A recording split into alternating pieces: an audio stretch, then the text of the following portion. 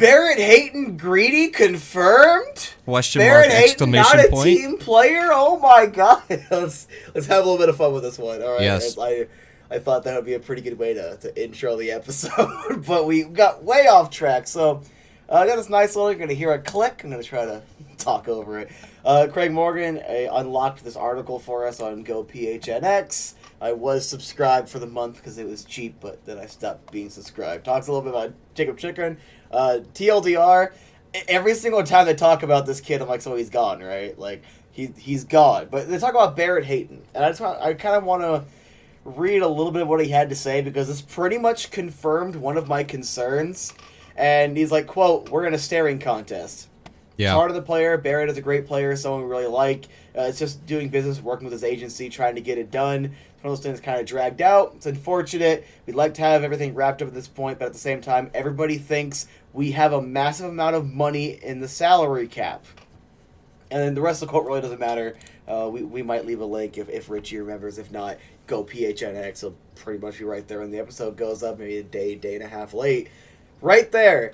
Like, he pretty much, like, you didn't even need that for me to be like, oh, so you literally just said trying to work with his agency, so he probably wants more than you're comfortable with paying him. Whether you're undervaluing him or he's overvaluing himself, it doesn't matter. It's a money thing. At that point, you just straight up said it. And then when he like, elaborates just a little bit, oh, everyone thinks we have a ton in cap to spend. I'm like, so he wants more than you think he's worth. Like, he wants more. And that almost makes me think my little, like, EA contract prediction. What was it, like? It was like 5x5 or whatever I said it was. Like, it was like $5 million a year. I'm like, do you think that that's actually what they're asking for, or do you think it's maybe just a little bit higher than maybe what you're predicting? I have no clue. You know, is it just like a difference of $500K, or is it a difference of a few million, right? Because if it is just a few $500K, I mean, it wouldn't surprise me with how Armstrong operates. He's very, like, he sticks to his price and he's not budging, right? We've seen that with trades and things like that. So it could be the same with contracts, right? He sticks to his price and he's not budging. I mean, Lawson Krause almost went to arbitration, and that's never good. I think the stat is like 80% of players that go to arbitration are no longer on the same team after 2 years or something like that. So, yeah, like, you never want to end up in arbitration, and he was very close. So, I don't know. It's interesting. Obviously, Hayden doesn't have arbitration rights. So I guess he can just hold out as long as he wants. I don't think that's a good thing for his career, though. I think if he holds out, that could almost be kind of a death sentence for his career.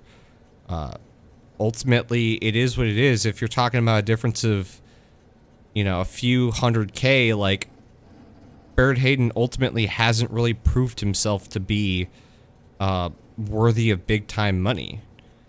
That's just kind of the truth. You know, if he really does believe in himself, then kick the can down the road, take the whatever they're offering for 1 year, and you know, prove it this year.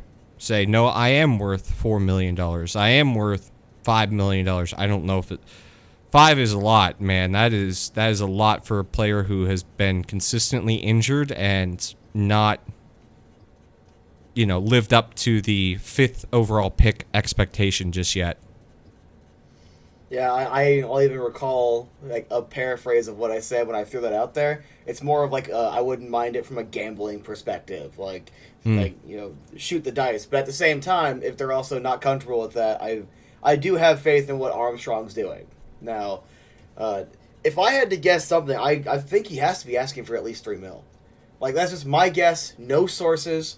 I'm not, like, BFFs with a coach or something. Like, I don't know anything. But, like, yeah.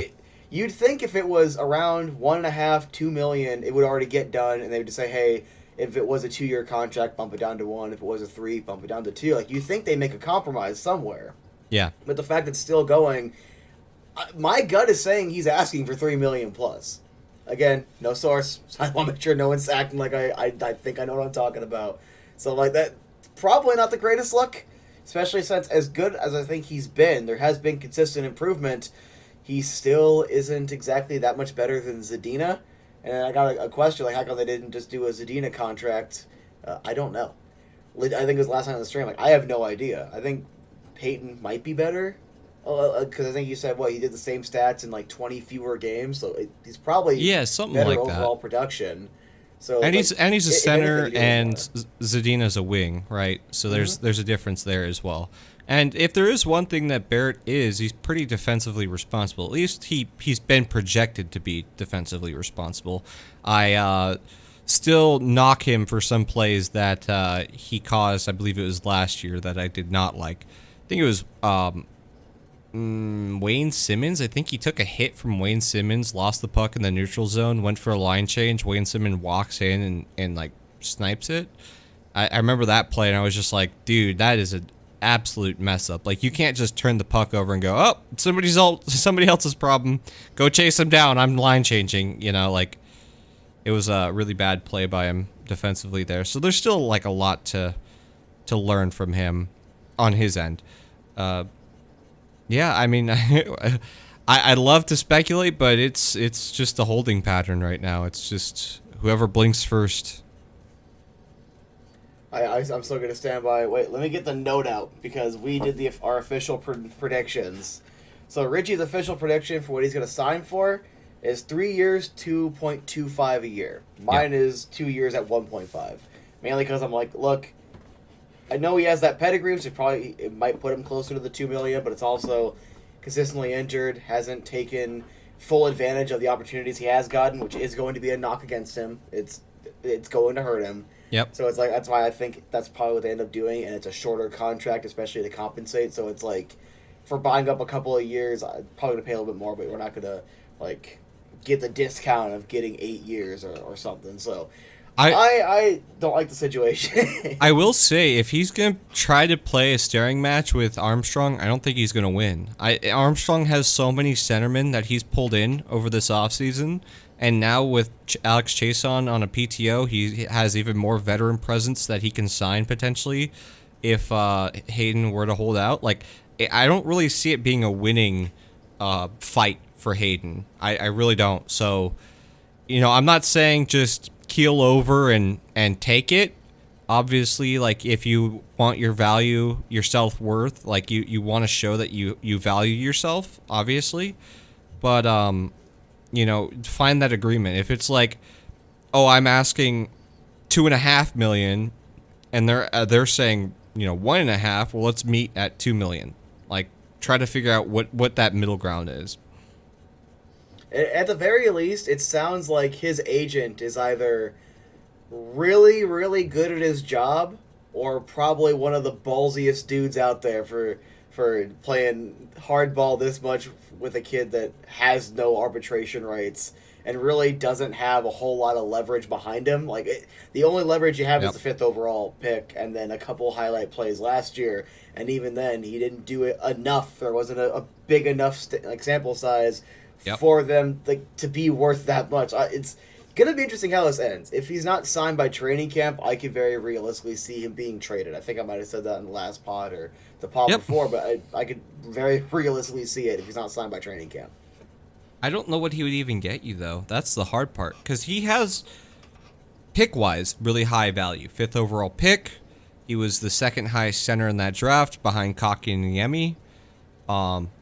You're right, there's a lot of, like, pedigree there from the draft perspective, but like if you actually go and you're trying to trade him, what are you doing? Are you taking reclamation project for reclamation project? Are you trading him for picks, right? Like, I don't really see him fetching a first, maybe a late first, but like a 2nd and a 3rd. Like, I don't know. I don't see him predicting like, oh yeah, we'll give you like a 15th overall pick for him. I don't see that being the case at all. He hasn't earned that yet. I have to agree and slightly disagree, but not like against the idea. I think if you go to a team, first thing comes to mind is Washington. Maybe you might just get there first regardless because they can use the center depth. The problem is, would they actually be desperate enough to just throw it around? Because some teams are. Some teams are definitely, hey, there's trouble brewing over here. If I just throw a first-round pick, literally, this goes away. So literally, it's done. So the one that I was thinking about in my head just now was there's that one player from New York that not the defenseman that we heard isn't reporting to camp, but the other one, the Russian player. Mm-hmm. What is it, Vitaly Kravtsov? Oh, Kravtsov, who signed that 1 year extension, and everyone's like, "Oh, they're gonna give him his ice time," and I'm like, "Look at the roster. I don't see Yeah. where he's getting the ice time." Yeah, so that was just my thought process. Maybe you take like reclamation project for reclamation project.